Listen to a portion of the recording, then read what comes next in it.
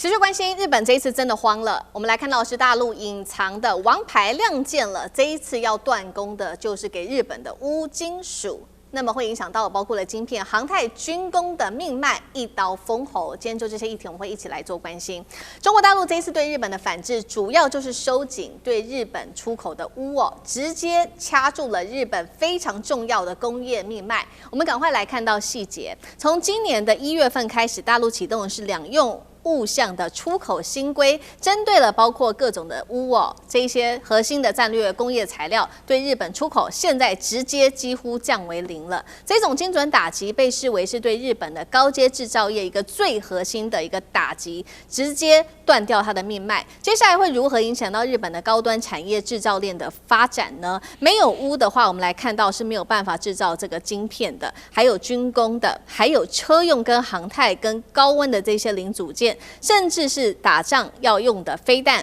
彈芯，還有穿甲高強度的材料，也會全部的被卡關。最重要的是，大陸現在手中握有全球的鎢產量，甚至高達了80%以上，大規模的量產高階的高純度的鎢材料的國家。而日本幾乎是完全依賴中國大陸，尤其是在生產鎢的原料80%都是依賴大陸的。外界形容中国這一次出手，比稀土的管制還要更致命，達到100倍，而日本只好從其他的國家來做進口，或者是靠回收國內的鎢來化解危機。但是我們看效果非常的有限，為什麼呢？趕快來看一下全球前4名產鎢的一個量，大陸是佔第1名的，還是遙遙領先的。我們剛剛說了，它的總產量高達80%。第2名的越南是已經看到它的年產量只有3000噸，遠低於大陸的6.7萬噸。而第3名的哈薩克跟包括了俄朝2國是遠遠的並列在第3跟第4，產量明顯的非常的不足。而由於大陸對於這個鎢做了非常嚴格的管制，導致鎢的價格現在也是狂飆，1年之內暴漲幅度高達了50%。住友因為成本的增加，現在已經上調了60%他們的價格，還有三菱綜合呢，他們也上調價格達到3倍。日本的這一家切削工具大廠，這個是 OSG， 因為成本太高了，現在決定乾脆就減產吧。那麼《金融時報》做了一個報道說，中國最近買家在多國還在積極的出手，要開出高於市場行情的價格來做搶貨，打亂了全球鎢的一個市場。所以今天節目一開始，我們要特別來關心到有關於鎢的這個產量的部分哦，受到了嚴重的衝擊。中國大陸這一次對日本斷供，它的鎢的話衝擊會有多大？那這一次的鎢金屬殺傷力會比稀土還要更大嗎？楊老師怎麼看？答案是肯定的。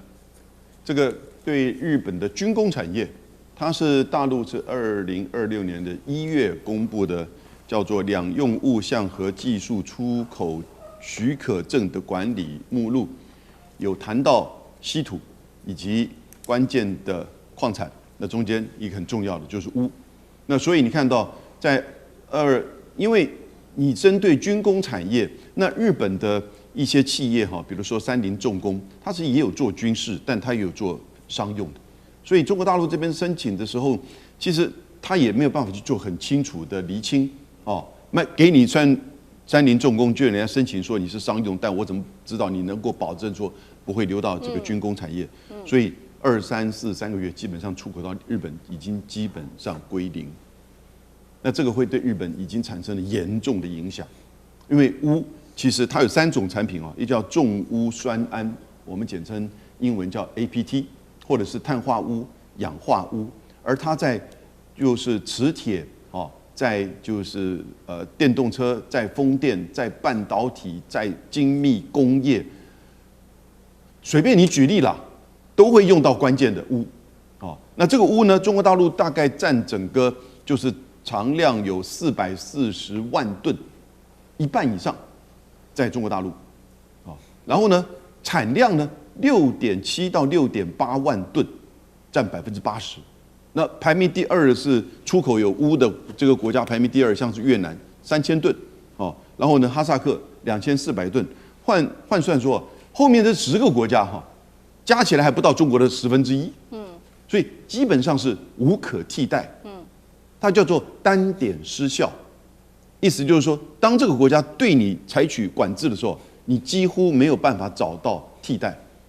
因為也就是你現在日本在做的是去把大家的這些有污的这些商品做回收，那個不太可能，那只不過是把價錢墊得更高，而且很短期的這個效益。所以你就看到現在污的這個情況呢，也的的確確出現，就是對日本嚴重的打擊。那鎢有沒有別的礦產可以替代鎢呢？這裡我也研究了一下，鎢的熔點高達3422度 C， 也就是所有金屬裡面最高的，它的密度是19.25，然後呢，這個也就是說它有高硬度，然後呢，它在高性能的工業、國防工業、在半導體工業，通通都具有最優的這種效能，幾乎是不可替代。那不可替代情況之下，那別的國家來去援助日本嗎？也不可能。那別的國家援助日本，就會違反中國大陸公布的管制的這個項目。那別的國家或者別的國家的企業援助日本的時候呢，你就會被就是下一步你被管制。你也可以說叫長臂管轄啊。但是呢，這基本上其實是對日本軍工產業，尤其因為日本牽涉到就是上次整個再軍事化，甚至中國大陸指控的所謂新型的軍國主義，談到了台灣有事，而且你看到最近還跟菲律賓想要在台灣東海岸去做劃界，那這些作為其實根本就是對着中國來，在形成一個我把它叫做東亞抗中三姐弟，這種所謂的這種代理戰爭的小聯盟，那這已經很清楚，這軍事上、領土上、主權的權利上針對中國大陸而來，那中國大陸就在你的軍用的這些項目的製造產業裡面管制你最關鍵的鎢，而它這個管制不只在軍工產業，已經擴散到日本的所有產業了。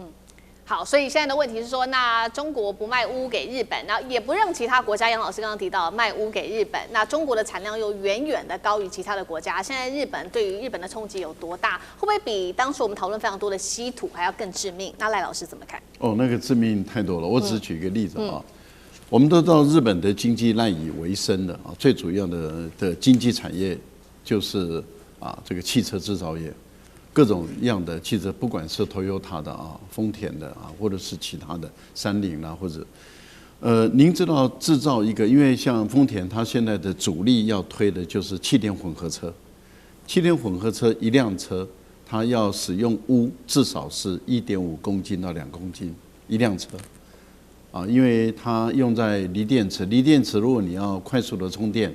那麼以日本現在豐田所研發的技術，它最主要的要使用大量的鎢礦進來去製造成為它的能夠快速充電的這些特殊技術。還有像我們用的剎車板那剎車板本身它也要用鎢的金屬來去做，因為高硬度、高溫度的一種把它夾住的這樣的。你可以看到，對於日本來講，你生產一輛車就要這麼多，那日本一年要生產幾百萬輛的車，所以它的鎢礦的使用量是非常的巨大。這個我們只是還舉一個小例子而已，只是指汽車工業而已。那造船工業要使用量更多了，對導彈、炮彈、槍炮，這個都是需要使用到鎢。所以對於日本來說，它現在正在轉變這個武器出口3原則，所以它要製造，它還要想幫美國承建這個。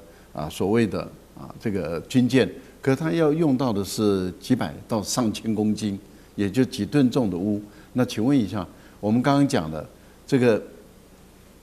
越南也不過就是3000噸嘛？對。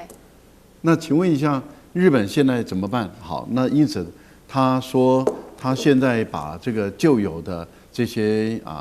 有關於鎢的這些材料拿來回收利用，那是一個姿態而已。為什麼？第一個，你使用過的東西，你要把它裝在新的產品上的時候，例如說我使用過的這個馬達，或是這引擎的所謂的永磁土的磁鐵，我把它拆下來，我要用在這個新的汽車上，你消費者你要買舊的還買新的？你會擔心說它本身的良率，或者是它有沒有瑕疵，它到底能不能用？所以我覺得它會造成它本身的產品讓消費者更加的不信任。所以我個人認為，對日本來說，這是沒有辦法中的辦法，而且也是一種姿態。更重要的地方是在於，它買進口鎢礦的時候，還有鎢粉的時候，它的價格已經增長到5到6倍了，所以它的成本已經越來越高了。它成本越来越高，它已經要開始反映給消費者來分擔它的這些造價的話，那就會造成日本本身的這些產品，它在國際競爭上，尤其是工業工具機，還有像電鑽頭，它等等，它怎麼跟大陸來競爭，來跟大陸來 PK， 這已經是顯得很大的困難。更重要的地方是在於電動車它如何跟中國大陸競爭。它現在已經排名第2了，在未來來說的話，當它的鎢是完全用盡的時候，其實就是日本的電動車、日本的這種氣電混合車，他們的末日的時代來了。所以我個人覺得，日本現在最苦惱的地方是在於，它拿不到鎢，它的整個經濟命脈、工業基礎絕對會受到非常嚴重的衝擊，而它無解。好，所以我們現在看到這一波是中國大陸針對日本的鎢的限制，影響到日本不管是在軍事的發展，這個武器，或者是工業，甚至在汽車科技產業上面的發展。那如果說呢是在跟美國做比較的話，現在如果美國也沒辦法拿到這些鎢，我們看到不管是在美中貿易跟軍工競賽當中，會不會同樣也是一個非常致命的王牌？另外一個問題是說，大陸已經有這麼多鎢了，為什麼還願意去高價收購其他國家的鎢？那艦長怎麼看？為什麼中國大陸要全球掃貨？為什麼中國大陸它需要這個不斷的那個提高這個價格？那其實全球掃貨，也就是當我不斷的購買的時候呢，也就是這個價格會不斷上升，因為其實我是最大出口國啊，那我把別人的都買掉，你們只能來跟我買，然後我就提高價，不斷的提高我本身的價格，因為我們剛剛講到。中國大陸它的鎢的年產量6.7萬噸，那剛剛賴老師也特別提到，第2名的越南也不過就是3000噸而已啊。那這2個根本就是無法相比啊。那但是呢，如果我們從企業競爭的道理，我們就可以看透中國大陸為什麼採取這樣的策略啊。我們看到1979年 Michael Porter 提出了5力分析，他其實談到了5個力量，那我們今天只談2個，也就是買方以及賣方的議價能力。現在呢，對不起，也就是對於各國中國大陸對於各國掃貨的時候，問題是各國的產量都少，那個價格當然水漲船高。那水漲船高，我買了之後，那我就會用更高的價格來賣。也就是我賣方的議價議價能力其實是完全充分。那至於說其他的，例如說有沒有新競爭者，沒有。那是不是有替代的能力，也沒有。所以現在這一個軍工產業，它必須使用鎢，因為鎢其實是半衰鈾的除了半衰鈾之外，它的硬度最強的。那例如說，我舉個例子，我們看到的方陣快炮，它最早之前使用的彈頭就是半衰鈾的彈頭。可是半衰鈾的彈頭，它在儲存的部分呢，它有非常多的問題，所以後來通通改成鎢。那我們看到以方陣快炮，它一啟動一陣打。那要花多少鎢呢？那我們來看看這個全世界的產量，還偏偏的真的就是中國大陸，它的一個存量最高。但是我們不要忘了，還有另外一個國家存量也很高，也就是顏色越深的存量越高，那個叫做加拿大。加拿大其實這也就是為什麼加拿大它有底氣說，中等國家要團結在一起，因為它有各種的礦產，那你們要跟我團結在一起，不是我跟你們团結在一起，然後可以對抗美國。其實美國也有很好的產量，那但是我们另外看到有關於城市垃圾的部分，也就是我們回收手機、回收這些電路板到底有沒有用呢？其實現在大家都在探討。我們第一個看到的這個，也就是各種論文呢，以及文獻呢，它的這個或者是我們講到專利的這個的這個數量越來越高，但是我們看到真正回收最多的是電纜，那可以回收到這一些無論是鎢或者是我們講到的稀有金屬的部分呢，其實這個都很低。為什麼？因為它在這個電路板或其他部分只存量就是說它所含有的分量很少。但是你要把它如何萃取，或或者溶解出來，那要花很大的一個金額，或者是花很大的一个污染，所以其實現在都非常困難。那中國大陸當然除了我們講到稀土之外，另外就是用污來捏住日本的脖子。好，謝謝艦長。那我們休息一下，馬上回來。地緣政治、美中之爭、戰略價值、強權崛起、小國生存，現在與未來洞悉事件走向，掌握世界脈動，全球觀點。